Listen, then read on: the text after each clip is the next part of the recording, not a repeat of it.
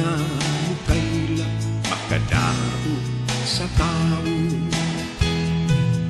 Pulong pagmangon sa pulong aron walay sunog sa pagkatio. Kung ang